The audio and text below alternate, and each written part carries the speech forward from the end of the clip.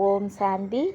இன்னைக்கு பிரம்மா குமாரி மனோகர் இந்திராஜி அவர்கள் ஓம் மண்டலியை பற்றி என்ன சொல்கிறாங்கங்கிறத கேட்போம்.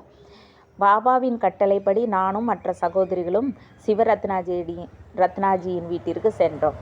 இது என்னென்னா, இதுக்கு முன்னாடி உங்களுக்கு இது புரியலை, இந்த வீடியோவை ஃபஸ்ட்டு கேட்குறீங்கன்னா, இதுக்கு முன்னாடி பிரகாஷ்மணி தாதி போட்டு ஒரு வீடியோ போட்டிருக்கிறேன். அதை கேட்டுட்டு இதை கேளுங்க.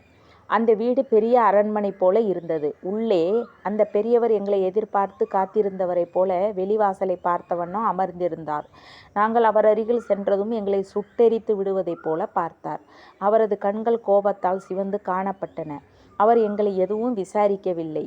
எங்களை பார்த்து, நீங்கள் உங்கள் தாய்மார்களுடன் வீட்டிற்கு செல்லுங்கள் என்று கட்டளையிட்டார். நாங்கள் அமைதியாக நின்று கொண்டிருந்தோம். அப்பொழுது அந்த பெரியவரை பார்க்க இன்னும் சிலர் அங்கு வந்து அமர்ந்தனர். அவர்களிடம் அந்த பெரியவர் சிவரத்னாஜி எங்களை சுட்டி காட்டி, இந்த பெண்கள் தங்கள் தாய் தந்தையரை மதிக்காமல் அவர்களை மிகவும் துன்பத்திற்கு உள்ளாக்கி இருக்கிறார்கள் என்று கூறினார். இந்த சொற்கள் எங்கள் மீது சைத்தான் கல்லெறிவதை போன்று இருந்தது. அப்பொழுது அங்கிருந்த மற்றவர்களும் எங்களை வெறுப்புடன் பார்த்தார்கள். உடனே நாங்கள் அங்கிருந்து நகர்ந்து சென்று பக்கத்தில் காரில் சென்று அமர்ந்து கொண்டோம். சிறிது வினாடிக்கு உள்ளேயே எங்களுக்குள்ளே இருந்து யாரோ பேசுவதாக உணர ஆரம்பித்தோம். அந்த குரல், ஓ சிவசக்திகளே, இவர்களை பார்த்து பயப்படாதீர்கள். அவர்களுக்கு ஞானத்தை எடுத்து சொல்லி அவர்களை அஞ்ஞான அறியாமை பிடியிலிருந்து விடுவீங்கள். அவர்களை மீட்கும் கருவிகள் நீங்கள்தான் என்றது. இந்த குரல் எங்களை புத்துணர்ச்சி ஊட்டியதால் காரை விட்டு வீட்டிற்குள் சென்றோம்.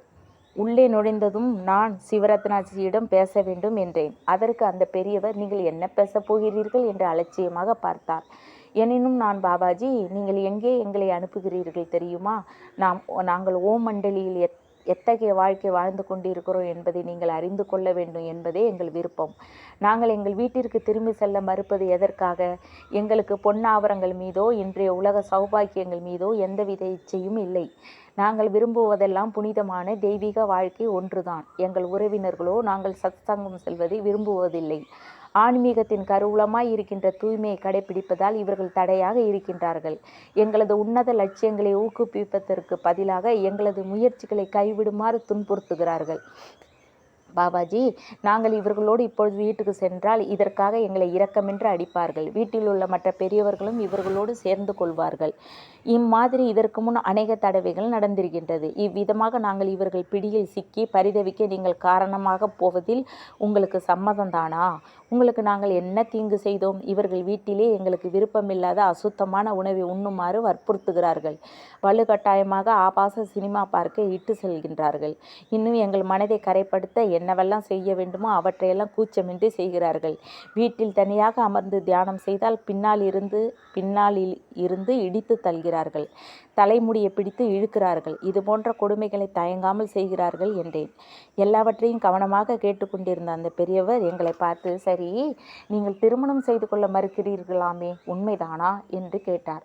அதற்கு நான், பாபாஜி, நாங்கள் திருமணம் செய்து கொள்ள ஒருபோதும் மறுக்கவில்லை. ஸ்ரீராமன் கூட மனம் செய்து கொண்டவர்தான். ஸ்ரீகிருஷ்ணரும் அப்படியே. ஆனால் நாங்கள் கூறுவதெல்லாம் காம விகாரியான மனிதனை மனம் செய்து கொள்ள மாட்டோம். யார் காம விகாரம் எனும் வில்லை ஒடித்து கர்மேந்திரியங்கள் மீது பூரண வெற்றி கண்டவராக இருக்கின்றாரோ அப்படிப்பட்டவரை மணந்து கொள்ள எங்களுக்கு சம்மதமே என்றேன். இதற்கு அந்த பெரியவர் மிகவும் ஆச்சரியத்துக்கு உள்ளானார். அவர் கேட்டார், எந்த வில்? ஆத்ம சாட்சாத்காரம், ஆன்மீக விழிப்புணர்ச்சி என்ற வில்லா? நான் ஆமாம் ஐயா என்று பதில் சொன்னேன். இதை கேட்ட அந்த பெரியவரின் முகம் உடனே பிரகாசமடைந்தது. அவரிடம் காணப்பட்ட முகமலர்ச்சி எங்களுக்கு சாதகமாக இருப்பதாக அறிந்தோம். அவர் கூறினார், இந்த குழந்தைகள் விளையாட்டு சிறுமிகள் அல்ல. இவர்கள் எந்த தவறையும் செய்யவில்லை. உண்மையில் மனிதன் எளிதில் எட்ட முடியாத மிக உன்னதமான லட்சிய வாழ்க்கை வாழ்ந்து கொண்டிருக்கிறார்கள். நான் இப்பொழுது இவர்களை பற்றி நன்றாக புரிந்து கொண்டேன் என்றார். பின்னர் எங்களை பார்த்து கூறினார், நீங்கள் மிக உன்னதமான வழியை பின்பற்றி சென்று கொண்டிருக்கிறீர்கள். உங்கள் லட்சியம் கைகூடட்டும். உங்களை இன்று நான் சந்தித்ததில் மிக்க மகிழ்ச்சி அடைகின்றேன். இவ்வளவு உயர்ந்த மனம் படைத்த உங்களை போன்றோரை பார்ப்பது மிகவும் அரிது. நீங்கள் தான் உண்மையான தேவதைகள். உங்களை சரியாக புரிந்து கொண்டேன். உங்களுக்கு இனிமேல் எந்தவித கஷ்டமும் இராது. நீங்கள் எதற்காகவும் பயப்பட வேண்டியதில்லை என்றார். பின்னர் எங்கள் தாய்மார்களை பார்த்து, இம்மாதிரி சாந்தமுள்ள யோகிய குழந்தைகளை பெற்ற நீங்கள் மிகவும் பாக்கியசாலிகள். இம்மாதிரியான தூய உள்ள குழந்தைகளை அடித்து துன்புறுத்த உங்களுக்கு எப்படி மனம் வந்தது? இனிமேல் இவர்கள் விருப்பத்திற்கு மாறாக அசுத்த உணவை ஏற்கும்படி வற்புறுத்துவீர்களா? இவர்கள் தூய்மையானவர்கள், தெய்வீக குழந்தைகள், சக்தி அவதாரம் இவர்கள். இவர்களுக்கு எந்தவித தொல்லையும் தரக்கூடாது என்று உங்களை எச்சரிக்கிறேன் என்று கூறி, இவர்களை உங்கள் வீட்டிற்கு இப்பொழுது அழைத்து செல்லலாம். ஆனால் இவர்கள் எப்பொழுது சத்சங்கம் போக வேண்டும் என்று விரும்புகிறார்களோ அப்பொழுது நீங்கள் அனுமதி தர வேண்டும் என்று கூறி வழி அனுப்பி வைத்தார். உண்மையிலேயே இதை கேட்ட தாய்மார்கள் நடுநடுங்கி போனார்கள். காரணம், எங்களுக்கு இவர்கள் ஏற்கனவே அனுமதி கடிதம் கொடுத்திருப்பதை பற்றி நாங்கள் கூறிவிடுவோமோ என்று பயந்து போயிருந்தனர். ஏனெனில் இதற்கு முன்னால் சிவரத்னாஜியிடம் தங்கள் குழந்தைகள் சொல்லாமல் ஓடி வந்து விட்டதாக பொய் சொல்லியிருந்தார்கள். எனினும் அப்படி ஒன்றும் நடக்கவில்லை. குழந்தைகள் அனைவரும் இதுவரையிலும் அமைதியாகவே இருந்தனர். இந்த இளம் பிராமணிகள் பின்னர் தங்களுடைய ஹைதராபாத் இல்லத்திற்கு தாய்மார்களுடன் வந்து சேர்ந்தனர். இவர்களது வருகைக்கு பின்னர் வீட்டில் முன்னை போல அமளி எதுவும் ஏற்படவில்லை. குழந்தைகள் தங்களுடைய கொள்கையில், உணவில், உண்ணும் பழக்க வழக்கங்களில், தியானம் செய்வதில், தங்கள் கடமையை கருத்தாய் செய்வதில் மிக கவனமாக நடந்து கொண்டனர்.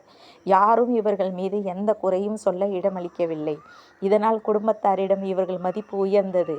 இவ்வாறாக இங்கு இருந்த காலம் வரை தங்கள் உறவினருக்கும் அக்கம் பக்கத்தாருக்கும் ஈஸ்வரிய சேவை செய்தனர். இவர்கள் கற்பித்த புது முறையான தியானம் பலருக்கு அற்புதமான அனுபவத்தை அளித்தது. பின்னர் குழந்தைகளின் விருப்பப்படி மீண்டும் சத் சங்கத்தில் சேர்ந்து கொள்வதற்காக கராச்சி செல்ல அனுமதி வழங்கி அன்புடன் வழி அனுப்பி வைத்தனர். இதன் மூலம் இவர்களது குடும்ப கர்ம பந்தன கணக்குகள் தீர்ந்து விட்டன. தேங்க்ஸ் பாபா. ஓம் சாந்தி. நாளைக்கு அடுத்த ஒன்று பார்ப்போம்.